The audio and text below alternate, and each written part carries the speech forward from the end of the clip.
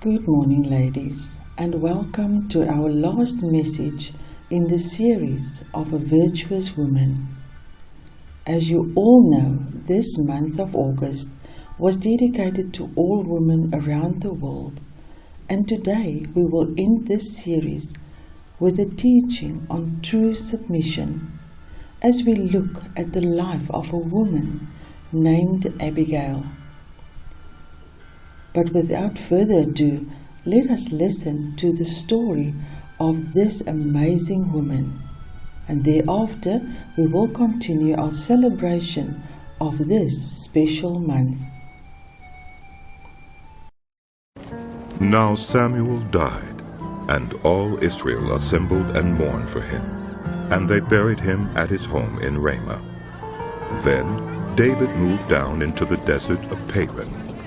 A certain man in Maon, who had property there at Carmel, was very wealthy. He had 1,000 goats and 3,000 sheep, which he was shearing in Carmel. His name was Nabal, and his wife's name was Abigail. She was an intelligent and beautiful woman, but her husband was surly and mean in his dealings. He was a Calebite. While David was in the wilderness, he heard that Nabal was shearing sheep. So he sent 10 young men and said to them, "Go up to Nabal at Carmel and greet him in my name. Say to him, 'Long life to you, good health to you and your household, and good health to all that is yours.' Now I hear that it's sheep shearing time. When your shepherds were with us, we did not mistreat them, and the whole time they were at Carmel, nothing of theirs was missing. Ask your own servants, and they will tell you. Therefore be favorable toward my men, since we come at a festive time. Please give your servants and your son David whatever you can find for them." When David's men arrived, they gave Nabal this message in David's name. Then they waited. Nabal answered David's servants, "Who is this David? Who is this son of Jesse? Many servants are breaking away from their masters these days. Why should I take my bread and water and the meat I have slaughtered for my shearers and give it to men coming from who knows where?" David's men turned around and went back. When they arrived, they reported every word. David said to his men, "Each of you strap on your sword." So they did, and David strapped his on as well. About 400 men went up with David, while 200 stayed with the supplies. One of the servants told Abigail, Nabal's wife, "David sent messengers from the wilderness to give our master his greetings, but he hurled insults at them. Yet these men were very good to us. They did not mistreat us, and the whole time we were out in the fields near them, nothing was missing. Night and day they were a wall around us the whole time we were herding our sheep near them. Now think it over, and see what you can do, because disaster is hanging over our master and his whole household. He is such a wicked man that no one can talk to him." Abigail acted quickly. She took 200 loaves of bread, 2 skins of wine, 5 dressed sheep, 5 seahs of roasted grain, 100 cakes of raisins, and 200 cakes of pressed figs, and loaded them on donkeys. Then she told her servants, "Go on ahead, I'll follow you." But she did not tell her husband Nabal. As she came riding her donkey into the mountain ravine, there were David and his men descending toward her, and she met them. David had just said, "It's been useless. All my watching over this fellow's property in the wilderness so that nothing of his was missing. He has paid me back evil for good. May God deal with David, be it ever so severely, if by morning I leave alive one male of all who belong to him." When Abigail saw David, she quickly got off her donkey and bowed down before David with her face to the ground. She fell at his feet and said, "Pardon your servant, my lord, and let me speak to you. Hear what your servant has to say. Please, pay no attention, my lord, to that wicked man Nabal. He is just like his name. His name means fool, and folly goes with him. And as for me, your servant, I did not see the men my lord sent. And now, my lord, As surely as the Lord your God lives, and as you live, since the Lord has kept you from bloodshed and from avenging yourself with your own hands, may your enemies and all who are intent on harming my Lord be like Nabal. And let this gift which your servant has brought to my Lord be given to the men who follow you. Please forgive your servant's presumption. The Lord your God will certainly make a lasting dynasty for my Lord, because you fight the Lord's battles, and no wrongdoing will be found in you as long as you live. Even though someone is pursuing you to take your life, the life of my Lord will be bound securely in the bundle of the living by the Lord your God. But the lives of your enemies he will hurl away as from the pocket of a sling. When the Lord has fulfilled from my Lord every good thing he promised concerning him, and has appointed him ruler over Israel, my Lord will not have on his conscience the staggering burden of needless bloodshed or of having avenged himself. And when the Lord your God has brought my Lord success, remember your servant. David said to Abigail, Praise be to the Lord, the God of Israel, who has sent you today to meet me. May you be blessed for your good judgment and for keeping me from bloodshed this day, and from avenging myself with my own hands. Otherwise, as surely as the Lord, the God of Israel lives, who has kept me from harming you, if you had not come quickly to meet me, not one male belonging to Nabal would have been left alive by daybreak. Then David accepted from her hand what she had brought him, and said, Go home in peace. I have heard your words and granted your request. When Abigail went to Nabal, he was in the house holding a banquet like that of a king. He was in high spirits and very drunk, so she told him nothing at all until daybreak. Then, in the morning, when Nabal was sober, his wife told him all these things, and his heart failed him, and he became like a stone. About 10 days later, the Lord struck Nabal, and he died. When David heard that Nabal was dead, he said, Praise be to the Lord, who has upheld my cause against Nabal for treating me with contempt. He has kept his servant from doing wrong and has brought Nabal's wrongdoing down on his own head. Then David sent word to Abigail, asking her to become his wife. His servants went to Carmel and said to Abigail, David has sent us to you, to take you to become his wife. She bowed down with her face to the ground and said, I am your servant, and am ready to serve you and wash the feet of my Lord's servants. Abigail quickly got on a donkey and, attended by her 5 female servants, went with David's messengers and became his wife. Wow, I truly enjoyed this dramatized version of 1 Samuel 25. I wish we had this kind of technology when I was a child. Let's talk about what we could learn from this remarkable woman, Abigail. When she approached David, she honored him by bowing down before him.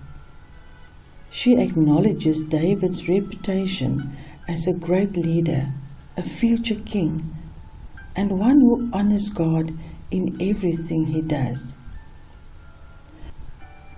Her words are not flattery, but sincere praise for the man whose deeds are legendary throughout Israel in comparison to her foolish, rich husband, Nabal.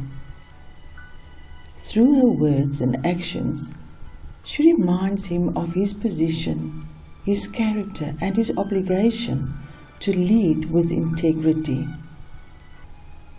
Her humility and courage calls David to a higher level of thinking and action, one more consistent with his own values. The biblical concept of submission is one of the most misunderstood teachings of the church. Abigail demonstrates what true submission looks like. Some might challenge Abigail's words and actions as being disrespectful to her husband. However, her confession to David at the start of their interaction is not so much a statement of disrespect about Nabal as it is a statement of the facts, as everyone knew Nabal. Her words showed her submission to a higher authority, to God. The declaration of Nabal's obvious character flaw was not intended to disrespect her husband, but to bring David to his senses. Killing Nabal and all the men in the household would cause David to commit the sin of murder. The fact that her actions were intended to save the life of her husband demonstrates honor, not dishonor. Sometimes we must simply tell it like it is, and this was her intent. Submission is not passive, and it's surely not being a doormat. We as women were made to be our husband's helpers, and Abigail demonstrates what a true helper looks like in this situation. Nabal and all the men of his household would have been killed if it wasn't for her. Biblical submission carries with it the intent of looking out for the best interests of others. Philippians 2 verse 3-4 explains submission very clearly. Let nothing be done through selfish ambition or conceit, but in lowliness of mind, let each esteem others better than himself. Let each of you look out not only for his own interests, but also for the interests of others. Submission is both give and take. The weaker leans on the stronger surrenders and adapts to the weaker. When one is tired, the other takes over for a while. True submission and unity are inseparable characteristics of a good marriage, a great ministry, and a dynamic church. Abigail did not react out of self-protection or self-promotion. She acted in the best interests of not only her husband, but of her entire household. She is in no way at fault, but she takes the blame, as reflected in 1 Samuel 25, verse 24-25. Abigail's soft words turn away David's wrath. This is the most important lesson for women leaders to learn from Abigail's story. Most of us are not married to, nor do we work for fools like Nabal. However, we can find ourselves in situations where it would be easy to become critical and to think only of ourselves.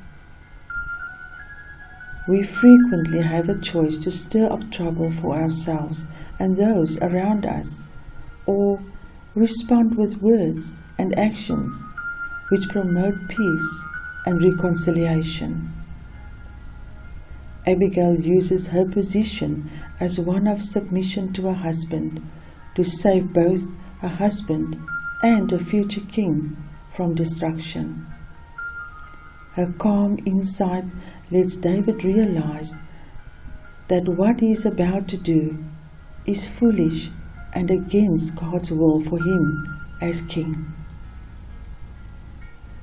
Her words remind David of who God says he is, and his heart is turned to praise God because of her. She had the power and position to protect her husband and her household from David.